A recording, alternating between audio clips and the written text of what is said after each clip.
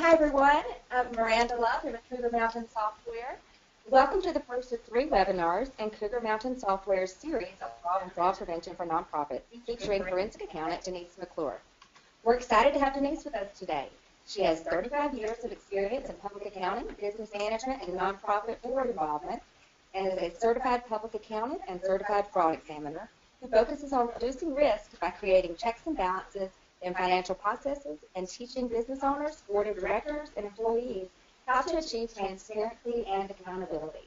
Today's topic is focusing on responsibilities of board members and managing the risk of fraud.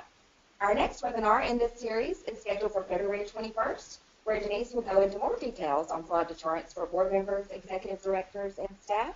And the third webinar with Denise is scheduled for March 7th, where she'll talk to us about the culture of integrity and the foundation for building accountable and transparent organizations. At the end of Denise's presentation, she'll be answering your questions. So feel free to go ahead and type those into the chat box, and we'll get to those at the end. And without further ado, we'll hand it over to Denise McClure. Thank you, Miranda. As Miranda said, I am a CPA and certified fraud examiner. The shorthand for that is that I'm a forensic accountant. I've been in nonprofit work and business management and public accounting for my 35-year career. I started Averti about 8 or 9 years ago, and I named my company Averti because it means aware in French. And I started Averti Solutions to increase awareness of the risk of fraud and embezzlement in small and medium-sized organizations. Nonprofits are particularly vulnerable to fraud and abuse. They're mission-driven. They generally exist in a very trusting environment. They have tight staffing models and a large volunteer workforce, and they often pay lower wages than the private sector. The Association of Certified Fraud Examiners performs a survey every 2 years, and in it they ask us, the certified fraud examiners, to estimate how much revenue is lost to fraud each year. And for the past several surveys, the number has been 5%. I don't know any nonprofit that couldn't use an extra 5% or that might be forced to trim services if they lost 5% of revenue, especially if that was 5% year over year. In the last ACFE survey, which was published in 2016, nonprofits were victims in 10% of the 2,410 cases, and the median loss was about $100,000. That's a lot of money to lose. You can never, ever reduce your risk to zero. If somebody really wants to steal from you, they're going to find a way to try. But if you build a culture of accountability, transparency, and integrity, it will help you prevent it in some cases, deter it in other cases, and when those two fail, hopefully you can detect it very quickly. We have a fairly long agenda today, so I'm not going to read this to you, but we're primarily focusing on issues that are relevant to board members, and you see those listed on your screen there. First of all, what are the legal responsibilities of board members? Now, I'm not an attorney, and I'm not going to give you legal advice, but most of the literature I have seen that have been published by state attorney general's offices and several of the organizations that support nonprofits highlight a duty of care, a duty of loyalty, and a duty of obedience. A duty of care, which is what I consider competence, means that a board member must use the same care that an ordinarily prudent person would exercise in a like position and in similar circumstances. So basically, you have to act with common sense and informed judgment. You actively participate in board meetings, attending board meetings, and preparing for them. You're informed and make relevant and reasonable inquiries concerning any issues that are facing your nonprofit, and you must be responsive. So if you do notice that there are warning signs or reports of officer or employee theft or mismanagement, malfeasance, misuse of funds, anything like that, then your responsibility is investigate and respond to those reports. The second is a duty of loyalty. I also call that commitment. It's the commitment a board member makes to the organization, and it should be an undivided allegiance, which means no conflicts of interest. You cannot use information obtained through your board involvement for any type of personal gain, and you must maintain confidentiality of any information you receive.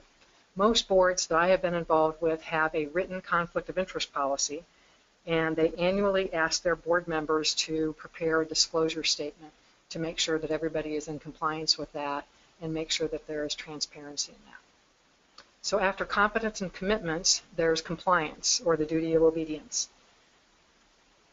Board members must keep an organization focused on its mission and make sure that it's in compliance with its own bylaws and articles of incorporation, its own policies and procedures, and with state and federal laws.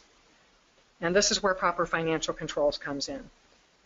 Board members have a fiduciary responsibility to make sure an organization has current and accurate, valid, and reliable records, that they're safeguarding assets, monitoring performance, assuring donations are used for the mission of the organization. So if you want more information on that, check with your state attorney general website, because they may have additional information that is relevant for you in your state. Now we get to internal controls, all important. Internal controls, some people think they're just about preventing fraud, but internal controls are not just about fraud prevention. Fraud is the worst case scenario in most cases, and it can damage an organization's reputation and the ability to achieve its mission. So if you can protect your company from fraud or protect your organization from fraud, generally you're going to achieve a lot of other things as well, in addition to safeguarding company assets. You'll protect your employees, your donors, and your beneficiaries, and that will become clear when we talk about the fraud triangle in the next slide. You'll also be able to identify honest errors and dishonest acts, and the key is that you want to be able to identify these in the normal course of operations. It shouldn't be special things that are done, like having an external audit come in or having an internal control assessment. Those are important things to do, but they're not really part of your routine inner control process. Finally, internal controls will assure that you have valid, reliable, and timely financial reporting. Controls are not about mistrust. They're really about a board's financial stewardship. They're a way to balance efficiency and security and to create an environment that protects everyone. It protects your staff, it protects your donors, your beneficiaries, and fellow board members. So again, fraud is the worst case scenario. If you can protect the organization from fraud, you'll also be able to achieve these other goals of internal controls. The fraud triangle was developed in the 1940s by a criminologist named Donald Cressy, and it has stood the test of time. Dr. Cressy was interested in people who committed embezzlement, but he wasn't interested in the people who took a position with the intent to steal. He focused on what he termed were trust violators, and he interviewed about 200 people who were in prison for embezzlement, but they were the people who were widely considered to be trusted and honest, and for some reason they crossed that moral and ethical line and chose to embezzle from their organization. And he determined that there are three elements necessary for someone to commit fraud or embezzlement. The first is financial pressure. It's not just any kind of financial pressure. This is the financial pressure that the would-be perpetrator does not want anyone else to know about. It's a non-shareable financial pressure. So if I was under some sort of financial pressure, but if I had someone I could go to help me out, I'm not inclined to embezzle. But if I don't have anyone I can go to because I don't want anyone to know about it, then I may be on the path to embezzlement. The second element is opportunity, and that is a perception in the mind of the would-be offender that they can solve their financial problem with your organization's assets. If those two exist, the rationalization is easy. Most fraudsters tell themselves, I'm just borrowing the money. I'm just borrowing it and I'll pay it back as soon as things turn around, or as soon as this happens, or as soon as that happens. Of course, that time never comes, but that's what they tell themselves and they convince themselves. The second most common rationalization is more of a sense of entitlement, that life isn't fair and I deserve this, and by golly, I've had a tough life, so someone else needs to take the pressure off me for this. So that fraud triangle has stood the test of time. Perpetrators tend to be long-term trusted employees with access to money and sometimes the ability to override internal controls. They often act alone, and over 90% are first-time offenders. They can steal because they're trusted and competent. And because they're trusted and competent, they've risen to a level in their organizations where they have access to assets and typically have less oversight. And this is what gives them opportunity. You do not know what's going on in the hearts and minds of your employees and volunteers. Good internal controls keep good people from making bad decisions. Let me share with you a case of a a nonprofit alcoholism and treatment center. They have 2 to 3 locations across the state. Their funding sources were primarily the state, and this organization happened to be a perfect storm for fraud. This is what happens when there are absolutely no internal controls. The CEO had been there for about 30 years. He was trained in counseling, clinical supervision, and management. He had absolutely no financial training, and he was also undergoing treatments for throat cancer. So he was a little distracted and wasn't around the organization as much as he normally was. But he implicitly trusted his 18-year office manager. She was a little overwhelmed by her work the last few years, so she hired her daughter to help her out. And between the 2 of them, they stole $1.5 million over about 4 years. They used really simple schemes like cutting checks to themselves and to family members, buying personal items and charging it to the organization's credit cards, and paying off their personal credit cards with the organization's funds. These 2 women controlled incoming mail, all the accounting records, all the correspondence with the accounting firm, and everything related to vendor payments and payroll. They hid it by failing to make payroll tax payments to the IRS. They destroyed IRS notices. They created bogus financial statements using the logo of an accounting firm and withheld vendor payments. But eventually they couldn't hide it any longer and they were caught. One is in prison and the other is on probation. So this is an example of what can happen when you have absolutely no internal controls. And I'm imagining that everybody listening here today would never be caught in this scenario. However, this happens a lot, and it is particularly common in nonprofits. So if you don't remember anything else today, remember this: trust but verify. This principle embodies accountability and transparency. It's not about mistrust, it's about holding people accountable for what they do in your organization and making sure that your organization achieves its mission. You want to trust your employees, but you also need to verify that they're doing the right things in the right ways at the right time. And that's accountability. So how can you put this into place? I can give you some tips now about how you might do that. A system of internal control really consists of 3 components. Creating a culture of integrity, which is really a commitment to accountability and transparency. And we have a whole webinar that we're going to do on that topic. So I'll move on now to segregation of duties. You want to make sure that no one controls a transaction from beginning to end. The office manager and her daughter, in the case I just spoke about, they controlled all the transactions from beginning to end, and you saw where that ended up. Finally, you need to provide oversight. And when we were talking about the fraud triangle, remember that perception of opportunity was really a perception in the offender's mind that they could solve their problem with your organization's funds. So you want to battle that with a perception of detection, or counterbalance that with a perception of detection. So by providing oversight and providing it in the right ways, you can create a perception that will counter that perception of opportunity. So they won't see that it's going to be such an easy route to solve their financial problem with your organization's fund.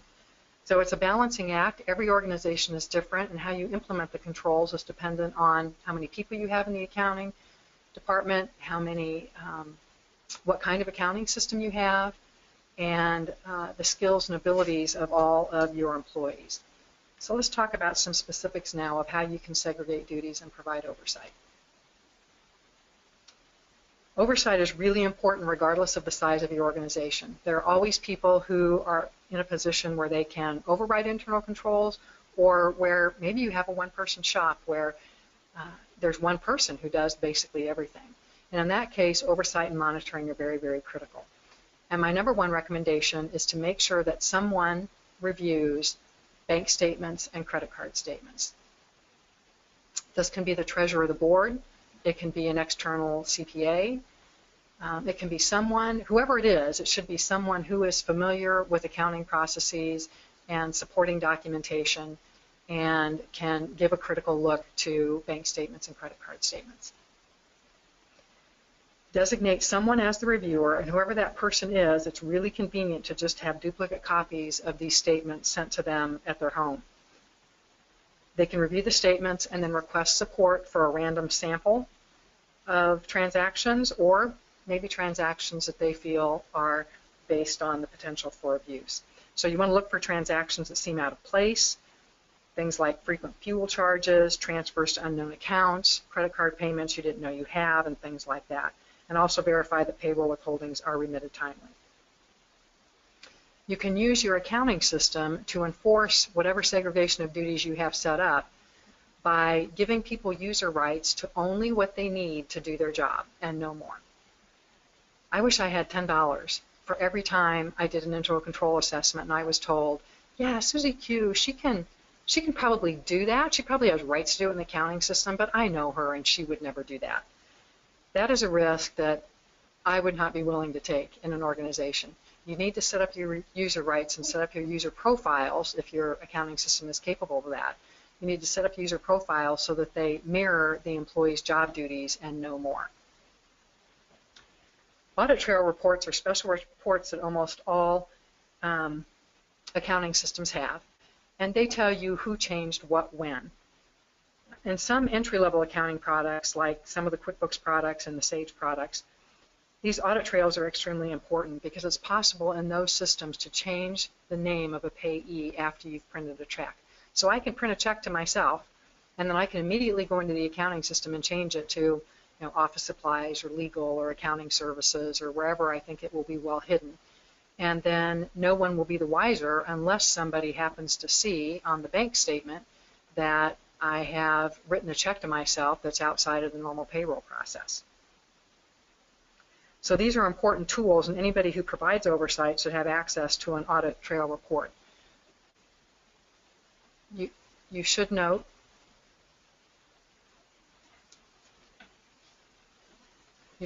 that anyone who has access to the audit trail report, you should know that it is for transactions only, and any changes to master file accounts of any kind will not be reflected in the audit trail report.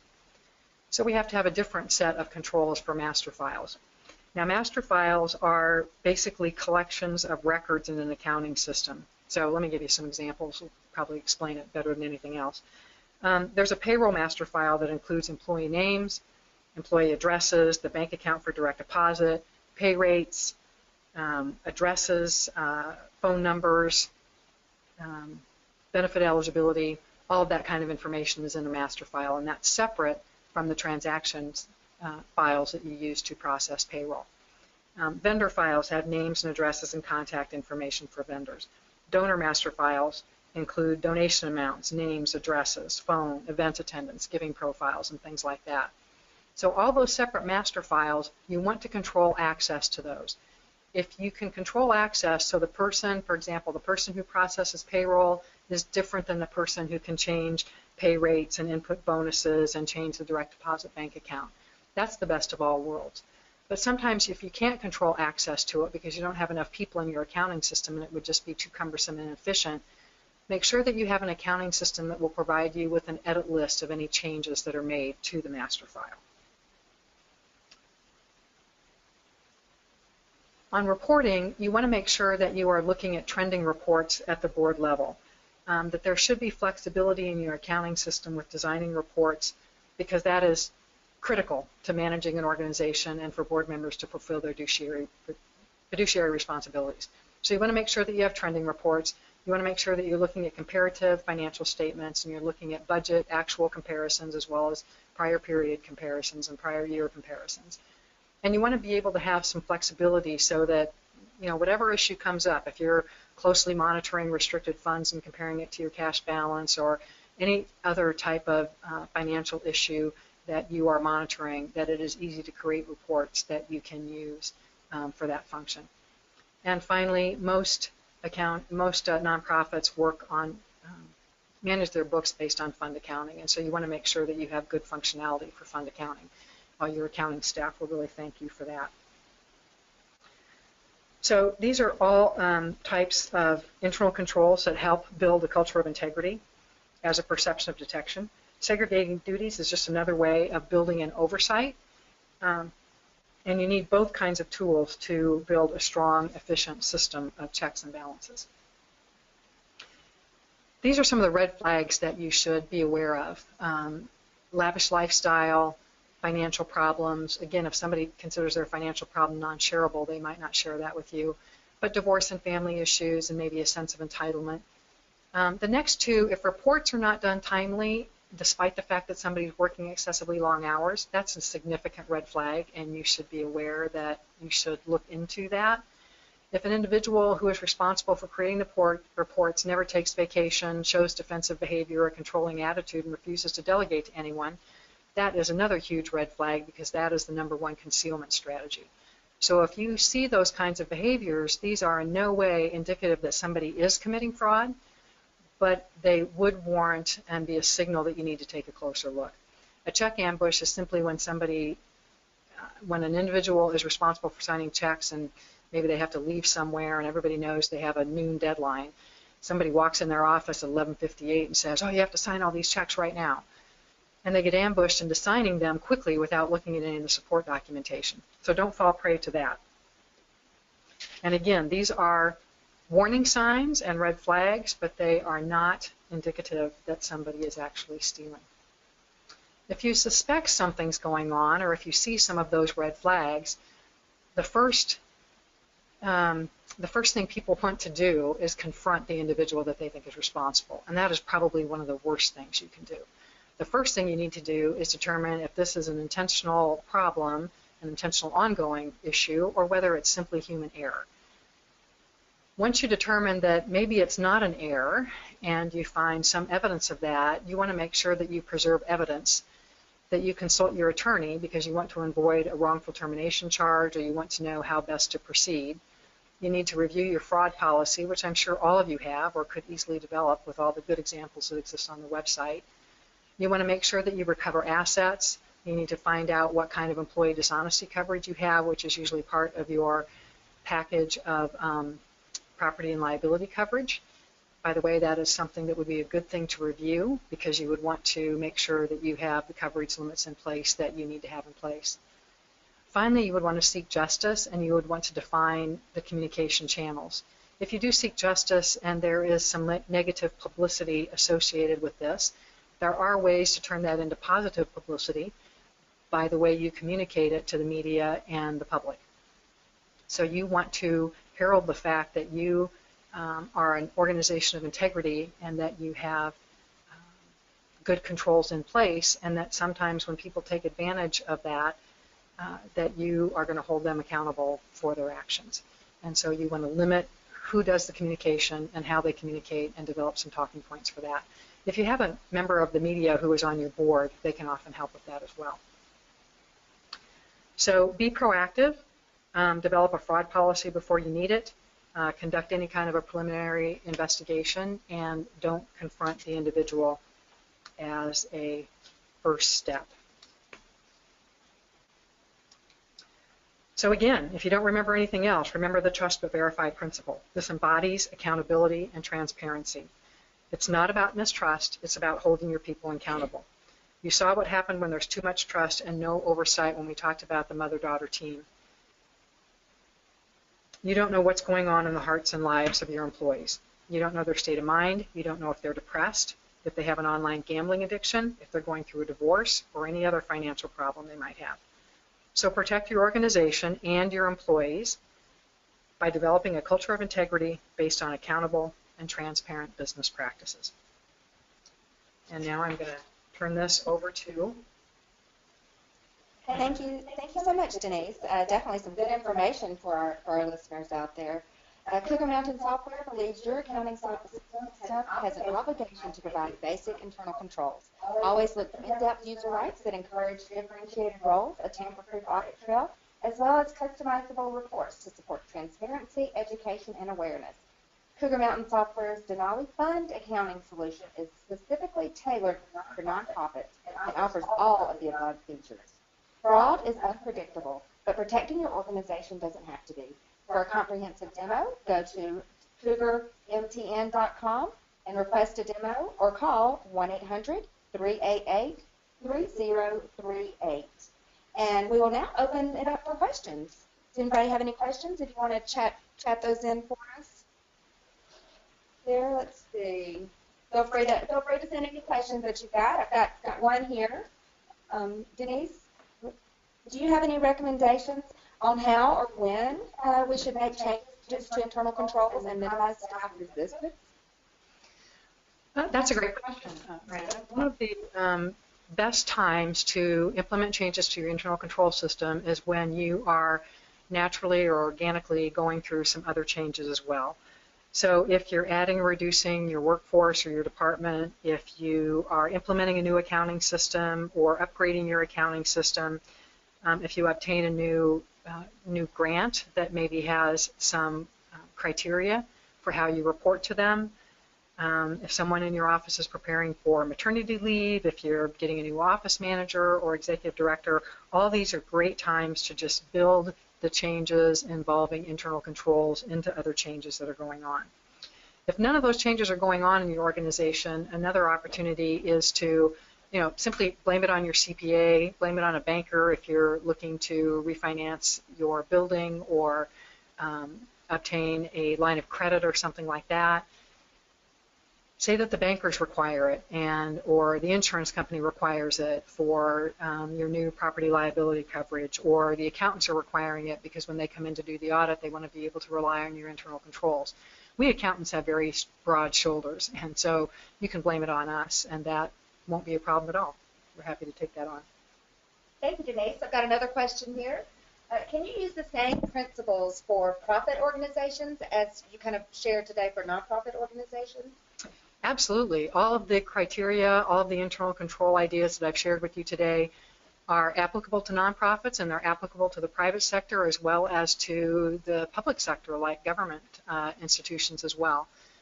Internal controls are important in any type of a business and nonprofit environment, and the principles that I discuss here are perfect for any of those types of environments. Thank you, Denise. Maybe we lost audio, but hopefully y'all can hear me. So another question that came through, you mentioned that we can turn a negative publicity into something positive. How would we go about doing that? Well, I think that any media attention can be turned into good media attention, even if it's about something negative like embezzlement. And again, it's all in how you communicate. And let me repeat the question because I think our audio just came back. I mentioned in my presentation that we can turn negative publicity into something more positive, and a caller asked me to elaborate on that. Any media attention can be positive media attention for your organization, even if it is about a negative incident that could damage your reputation if you're silent about it. So you need to put a communication package together and talk about how one person in your organization did something wrong, and because you are an organization of integrity and financial responsibility, you plan to hold that person accountable, and that you're going to be adjusting your internal controls to make sure that any weaknesses are reversed and turned into strengths, and that you are undergoing changes in your organization to make sure that all the beneficiaries of your mission are going to be able to receive the benefits that they so richly deserve. So again, anything like this that is negative publicity can actually be turned around and made into positive publicity if you frame it properly. Thank you so much, Denise. If we don't have any other questions coming through right now, we'll go ahead and wrap it up to keep to our 30 minutes fraud deterrence for board members. And I want to thank everybody for attending. And if you will check your email, we will be sending out a replay link if you'd like to share this with anybody. And also, you'll get a copy of Denise's slides that she used for the presentation. So make sure to check your email for this and for notifications for our upcoming webinars. Thank you so much to everybody for attending, and a special thank you to Denise McClure, our featured presenter today. Thank you so much.